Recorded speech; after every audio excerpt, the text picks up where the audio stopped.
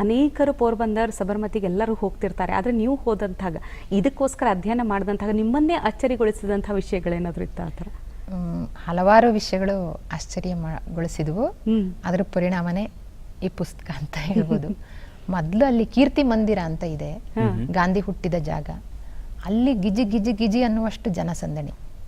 ಅಲ್ಲೇ ಒಂದು ಎಡು ಬಿದ್ದರೆ ಅಲ್ಲೇ ಒಂದು 2-3 ಮನೆ ಹಿಂದ್ಗಡೆನೆ ಕಸ್ತೂರ್ಬಾ ಮನೆ ಇದೆ. ಅಲ್ಲಿ ಯಾರೂ ಜನ ಇಲ್ಲ. ಕಸ್ತೂರ್ಬಾ ಮನೇಲಿ ನೀವು ಗೂಗಲಲ್ಲಿ ಸರ್ಚ್ ಮಾಡಿ ಪೋರ್ಬಂದರ್ ಅಂತ, ಏನೇನಿದೆ ಪ್ಲೇಸಸ್ ಟು ಸಿ, ಅದರಲ್ಲಿ ಸಮುದ್ರ ದಂಡೆ, ಹುಜೂರ್ ಪ್ಯಾಲೇಸು ಅಂತ ಫ್ಯಾಕ್ಟ್ರಿ, ಇದು ಅದು ಪ್ರತಿಯೊಂದು ಬರುತ್ತೆ. ಕಸ್ತೂರ್ಬಾ ಮನೆ ಬರಲ್ಲ.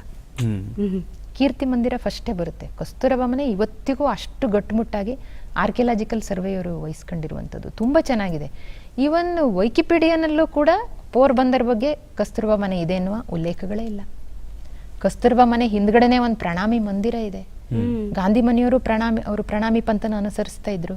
ಕಸ್ತೂರಬಾ ಮನೆಯವರು ಕೂಡ ಪ್ರಣಾಮಿಗಳು. ಆ ಪ್ರಣಾಮಿ ಮಂದಿರನೂ ಅದು ಯಾವುದ್ರ ಬಗ್ಗೆ ಉಲ್ಲೇಖನೇ ಇಲ್ಲ. ಕಸ್ತೂರಬಾ ಮನೆ ಇವತ್ತಿಗೂ ವಾಸಿಸುವಷ್ಟು ಗಟ್ಟಿಮುಟ್ಟಾಗಿದೆ. ಅದು ಅವಾಗ ಹೇಗಿತ್ತು ಆರ್ಕಿಯಾಲಜಿಕಲ್ ಸರ್ವೆನವರು ವಹಿಸ್ಕೊಂಡಿರೋದ್ರಿಂದ ಅದನ್ನ ಏನನ್ನೂ ಬದಲಾವಣೆ ಮಾಡದೆ ಅದನ್ನ ಹಾಗೇ ಗಟ್ಟುಮುಟ್ಟಾಗಿ ಇಟ್ಟಿದ್ದಾರೆ. ಅಲ್ಲಿ ಕ್ಯೂರೇಟರ್ ಕೂತಿದ್ರು, ಅವ್ರು ಅದೇ ಹೇಳ್ತಾ ಇದ್ರು, ಇಲ್ಲಿ ಯಾರು ಬರೋದೇ ಇಲ್ಲ. ಅಕ್ಟೋಬರ್ 2 ಜನವರಿ 30ಕ್ಕೂ ಸಹ ಗಣ್ಯರು ಬಂದವರು ಕೀರ್ತಿ ಮಂದಿರಕ್ಕೆ ಹೋಗಿ ವೈಷ್ಣವ ಜನತೋ ಹಾಡಿದ್ದು ಕೇಳ್ಕೊಂಡು ಹಾಗೆ ಹೋಗ್ತಾರೆ ಹೊರತು ಕಸ್ತೂರಬಾ ಮನೆಗೆ ಯಾರೂ ಬರಲ್ಲ. ನನಗೊಂಥರ ಇದು ಇಡೀ ಭಾರತೀಯ ಸಮಾಜ ಇದೆಯಲ್ಲ, ಇದು ಒಂದು ಹೆಣ್ಣನ್ನ ಅಥವಾ ಹೆಣ್ಣಿನ ತವರನ್ನ ಮದುವೆ ಆದ ಕೂಡಲೇ ನಮ್ಮ ಹೆಸರಿನ ಹಿಂದಿರೋ ತವ್ರ ಮನೆ ಹೆಸರನ್ನೇ ಬಿಟ್ಟು ಬಿಡ್ತೀವಲ್ಲ, ಇಷ್ಟು ಹಿನ್ನೆಲೆಗೆ ಸರಿಸೋದಿದೆಯಲ್ಲ, ಅದು ಇಡೀ ಇದರ ಒಂದು ರೂಪಕದ ಥರ ಕಸ್ತೂರಬಾ ಮನೆ ಅಂತ ಅನಿಸಿ ತುಂಬ ಇದಾಯಿತು. ಹಾಗೆ ಪೋರ್ಬಂದರಲ್ಲಿ ಹಲವಾರು ವಿಷಯಗಳು. ಪ್ರಣಾಮಿ ಮಂದಿರ ನನಗೆ ತುಂಬ ಗಮನ ಸೆಳೀತು. ಪ್ರಣಾಮಿ ಅನ್ನುವ ಪಂಥದ ಬಗ್ಗೆ ಹೇಳ್ತಾ ಹೋದರೆ ತುಂಬ ದೀರ್ಘವಾಗುತ್ತೆ. ಇದರಲ್ಲಿ ನಾನು ಪ್ರಸ್ತಾಪ ಮಾಡಿದ್ದೀನಿ.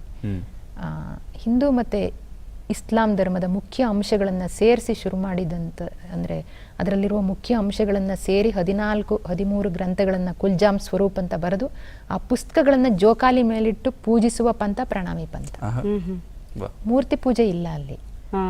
ಪುಸ್ತಕಗಳನ್ನ ಜೂಲಾ ಮೇಲಿಟ್ಟು ಜೋಕಾಲಿನ ತೂಗದೆ ಪೂಜೆ.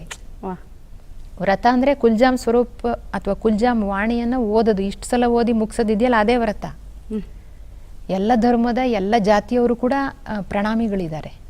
ಅದಕ್ಕೆ ಸಿಖ್, ಮುಸ್ಲಿಂ, ಹಿಂದೂ 3 ಧರ್ಮದವರು ಪ್ರಣಾಮಿಗಳಿದ್ದಾರೆ. ಬೇರೆ ಬೇರೆ ಜಾತಿಯವರಿದ್ದಾರೆ. ಸೊ ನಾವಿವಾಗ ತುಂಬ ಇಷ್ಟಪಡುವಂತಹ ಒಂದು ಪಂಥ ಪ್ರಣಾಮಿ. ಸೊ ಅದ್ರ ಬಗ್ಗೆ ಎಲ್ಲ ತಿಳ್ಕೊಳ್ತಾ ಹೋದೆ. ಪ್ರಣಾಮಿ ದೇವಸ್ಥಾನಕ್ಕೆ ಹೋಗಿ ಬಂದೆ. ಇವೆಲ್ಲ ನನಗೆ ತುಂಬ ಪ್ರಭಾವಿಸಿದೆ.